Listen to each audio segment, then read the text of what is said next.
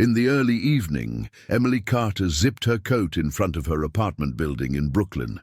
She paused briefly, studying her reflection in the glass door. 26 years old, her first New Year's Eve away from her family, her first year living alone in New York. She told herself it was supposed to feel exciting.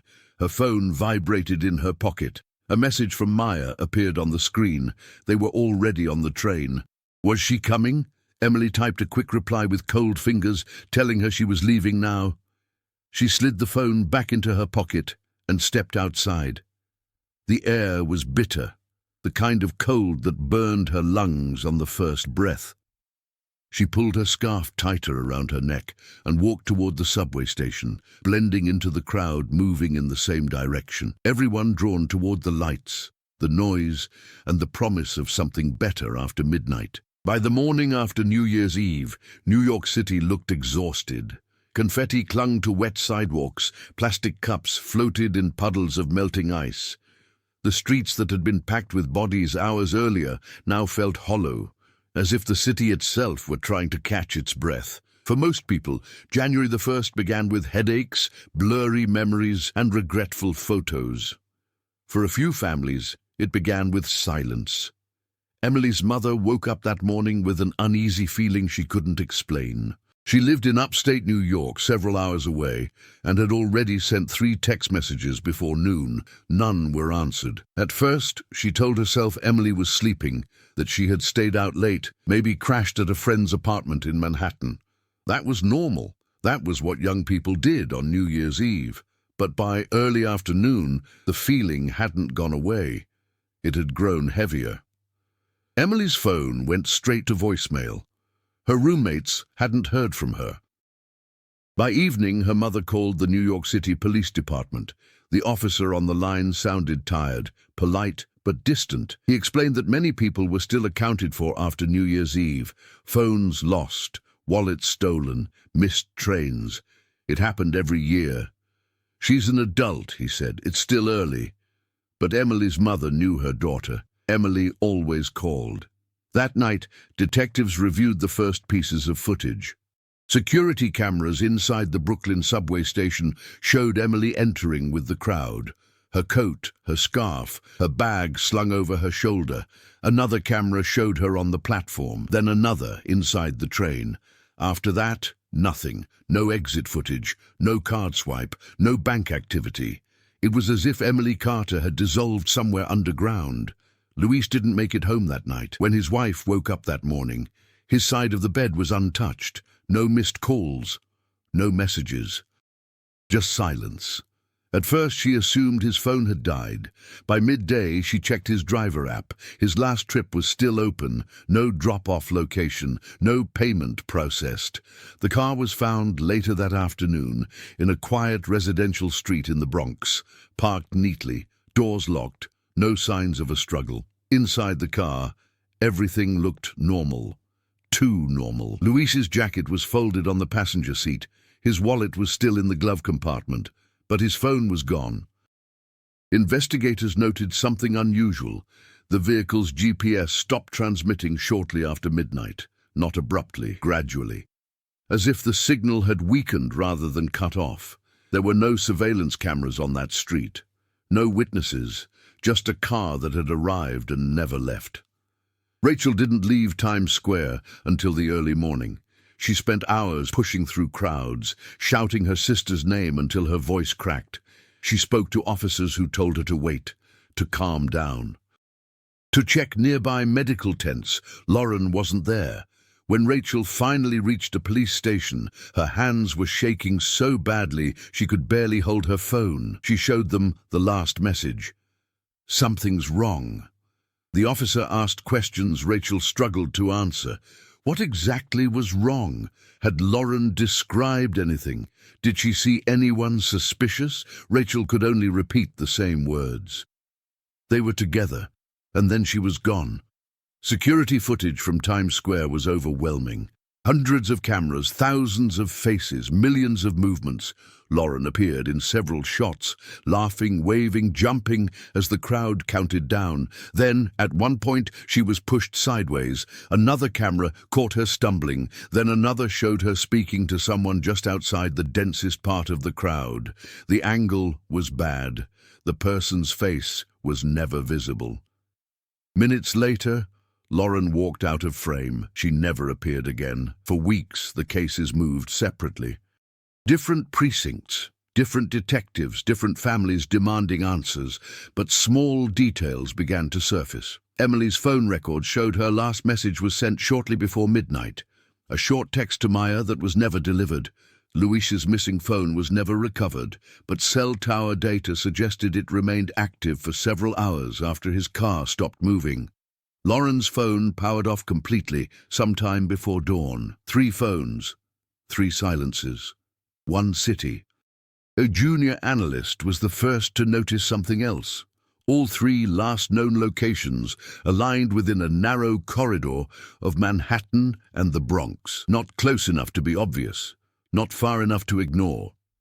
When the information was shared, no one said it out loud, but everyone thought the same thing. New Year's Eve wasn't random. Someone had moved through the chaos unseen.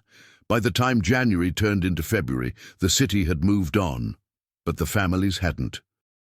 And the truth, whatever it was still buried somewhere beneath the noise, the lights, and the belief that nothing bad happens on nights meant for celebration.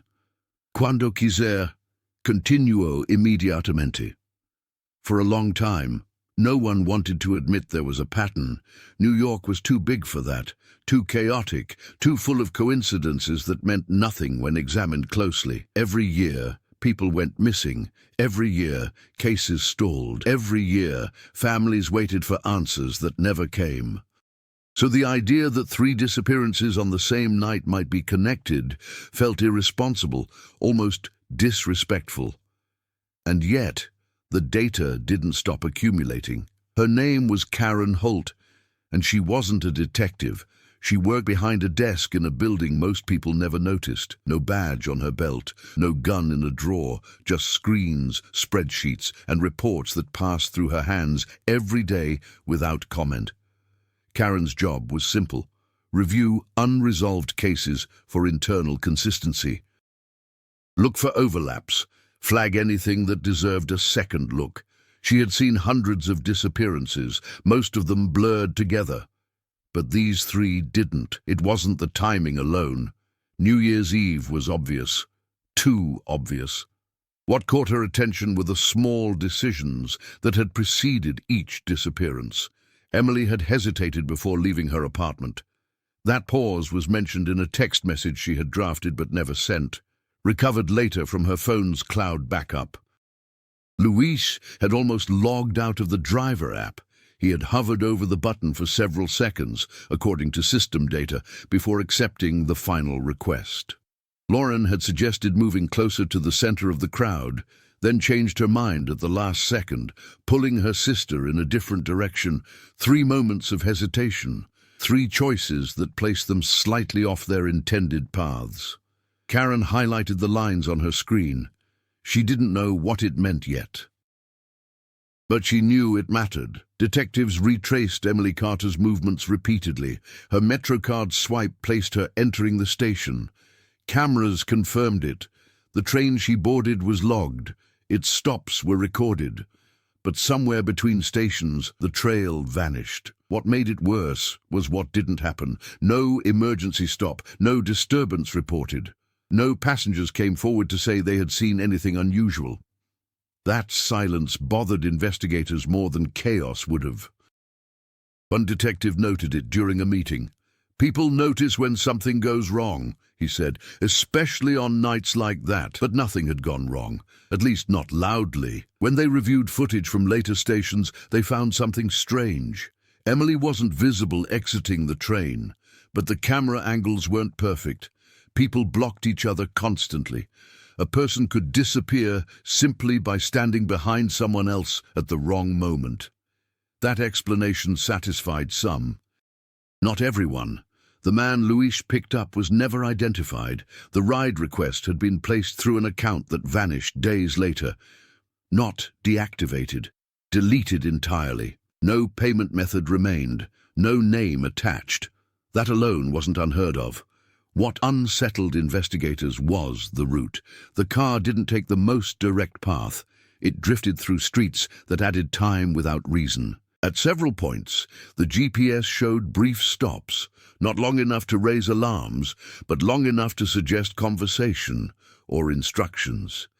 Luis's wife listened to the recordings of those stops later, years later, when they were finally reviewed again. There was no audio, only silence. And then, movement. The final location of the car didn't align with any known destination. It wasn't near Luis's home. It wasn't near a transit hub. It wasn't even near anything open that night. It was simply empty.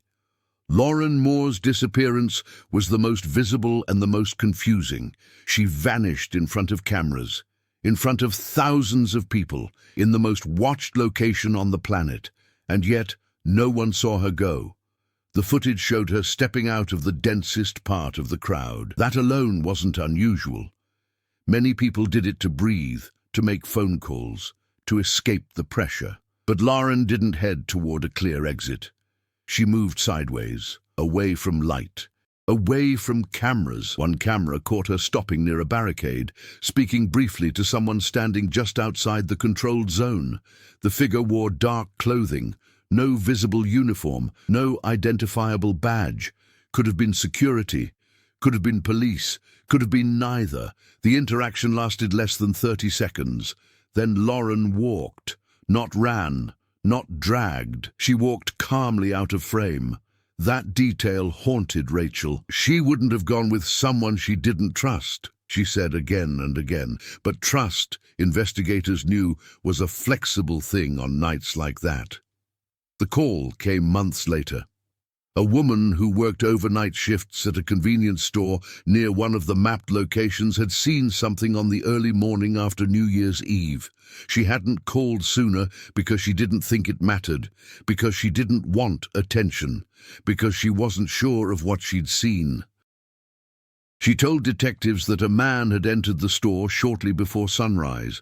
He looked exhausted, not drunk, not injured, just hollow. He bought nothing. He stood at the counter for a moment, staring at the floor. Then he asked a question that stayed with her. "Do you ever feel like the city swallows people?" he said. She laughed nervously, unsure how to respond. When she looked up again, he was gone. Security footage showed him leaving on foot, disappearing into the street. The direction he walked matched the corridor Karen had highlighted weeks earlier. By the time all this information sat in the same room, no one needed to say it. Someone had learned how to move through chaos, how to use noise as cover, how to make people disappear without force, without witnesses, without urgency, not by creating fear, but by exploiting trust. The city had provided everything needed: crowds, confusion, and plausible deniability.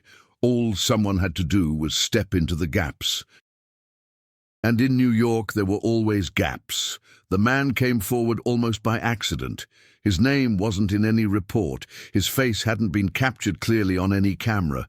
For years, he existed only as a blur in the background of a city that never stopped moving. He had walked away, and that was the only reason he was still alive. He contacted the police on a quiet afternoon in early spring, years after that New Year's Eve. Not because he wanted attention, not because he wanted closure, but because he couldn't sleep anymore. He had moved out of the city by then, a smaller town, fewer people, fewer noises. But even there, when the nights grew quiet, his mind went back to the same images, the same sounds, the same choices. He asked to speak to someone off the record. That request alone raised alarms. When detectives finally sat across from him, he looked older than his age. His hands trembled as he spoke, not from fear of them, but from fear of remembering. He told them he had been in Manhattan on New Year's Eve that year, not celebrating, not partying, just passing through. He said he had met someone. It happened during the night, away from Times Square. The man explained that he had gotten separated from friends and was trying to find a quieter street to make a phone call. The crowds thinned quickly once he moved far enough from the main avenues. That's when he noticed the other man. Dark coat, calm posture, standing near a temporary barricade as if he belonged there. He assumed it was security. That assumption felt obvious at the time. The man spoke first.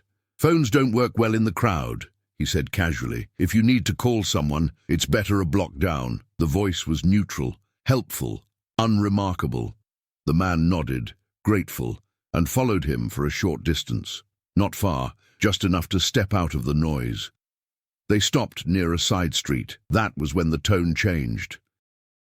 The other man asked a question that felt out of place. "Do you trust people easily?" The man laughed awkwardly, unsure if it was a joke. Then he noticed something small, something that hadn't registered before. The man wasn't wearing any visible credentials. No badge, no radio, no markings, just confidence. He said what saved him wasn't bravery. It was inconvenience. His phone finally buzzed. A message came through from a friend asking where he was. The screen lit up the man's face just enough to reveal an expression that didn't match the situation. Annoyance, not anger, not panic. Annoyance. That was when the man stepped back. He made an excuse, said he had to go, said thanks, and he walked away. He didn't run, he didn't look back. But every instinct in his body told him something had gone wrong. Later that night, he heard sirens moving toward the area he had just left. At the time, he didn't connect it. Years later, he couldn't think of anything else. Detectives didn't believe him at first. They never did, but his description matched too many details to ignore. The calm demeanor, the lack of force, the way people were guided rather than taken. Karen Holt sat in on the review. When she overlaid his described route onto the existing data, the line passed directly through the same corridor as Emily's disappearance and the final known movement of Luis's vehicle, and the path Lauren had taken after leaving the crowd. The alignment was exact. Too exact. The man admitted one more thing. He hadn't been the only one approached. As he walked away, he saw the same man speak to someone else. A young woman. She looked cold, distracted, overwhelmed. She nodded as he spoke. She followed. The man couldn't describe her face clearly, but the timing matched, and so did the location. Detectives didn't say her name out loud. They didn't have to. The question everyone asked came next. Why didn't he report it sooner? The answer was uncomfortable in its simplicity. Because nothing had happened to him, because he wasn't hurt, because he wasn't missing, and because on New Year's Eve in New York, strange interactions felt normal. People trusted authority. They trusted confidence. They trusted calm voices in the middle of chaos. That trust had been weaponized. With the witness's statement, the pattern finally had a shape. Not a name, not a face, but a method, approach during chaos, present as authority, guide, not force, disappear before questions are asked. It wasn't fast, it wasn't violent, it was quiet, and that made it effective. By the time the truth began to form, the city had already erased the night. Barricades were gone. Cameras overwritten, faces forgotten. Only one question remained. How many times had it worked before someone finally walked away? New York never acknowledged what it took. That was the hardest part. The city absorbed the stories the same way it absorbed everything else, quietly, efficiently, without pause. New Year's Eve returned the following year. Barricades went back up, confetti filled the streets, cameras rolled, and for most people, nothing felt different. But for those who were paying attention, the absence lingered. Emily Carter's apartment was cleared out by the early summer. Her mother packed the boxes slowly, touching every object as if it might still be warm. Clothes folded carefully, shoes lined up by the door, notes stuck to the refrigerator with magnets shaped like fruit.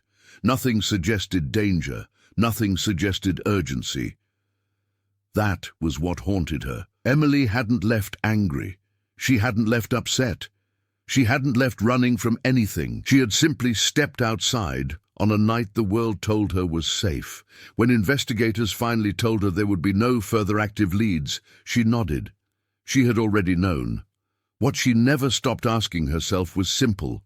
How could someone disappear without anyone noticing the moment it happened? Luis Ramirez's car was returned first, then his belongings, then the official letter. No evidence of foul play, no suspects. Case suspended pending new information. His wife read the words again and again, waiting for them to change. They never did. She replayed their last conversation in her mind endlessly. The way he had said he'd be home soon, the way she hadn't questioned it. She stopped celebrating New Year's Eve entirely. Every year after that, when midnight came, she turned off the lights and sat in silence, listening to the city through the window. She wondered how many people were still driving, still trusting strangers, still believing nothing bad could happen because it was a holiday. Rachel never returned to Times Square. She couldn't. The place had transformed into something else in her memory, not a landmark, but a warning.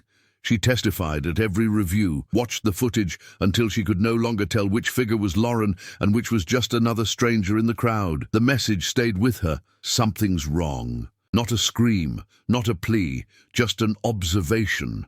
Rachel eventually understood what her sister had felt in that moment. Not fear. Recognition. The witness's testimony was never enough. It pointed, it aligned, it explained, but it didn't prove.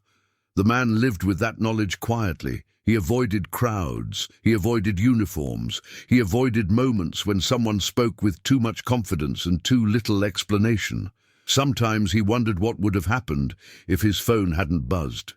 Other times he wondered if it had, or if he had simply been lucky. He never stopped asking himself one question: how many others had followed? The files remained open in theory and closed in practice. Years passed. New analysts replaced old ones, systems upgraded, footage overwritten, names faded into databases rarely accessed. Karen Holt transferred departments. Before she left, she printed one page and kept it. 3 lines, 3 routes, 1 corridor. She didn't know why she kept it. She just knew she couldn't let it disappear completely. No grand arrest was ever made, no press conference, no resolution that fit neatly into a headline. What emerged instead was quieter, harder. The realization that chaos didn't need violence to be dangerous, that authority didn't need proof to be trusted, that on nights when everyone believes they are safe, they are often most exposed. The disappearances weren't caused by fear. They were caused by assumption. New York kept celebrating. It always would. Crowds would return, voices would rise, music would spill into the streets, people would follow strangers who sounded confident and calm, and somewhere in that noise, gaps would form. They always did. The city never gave back what it took. It simply waited for the next moment when no one was paying attention. Some stories end with answers, others end with silence. And in New York, silence is often the loudest thing left behind.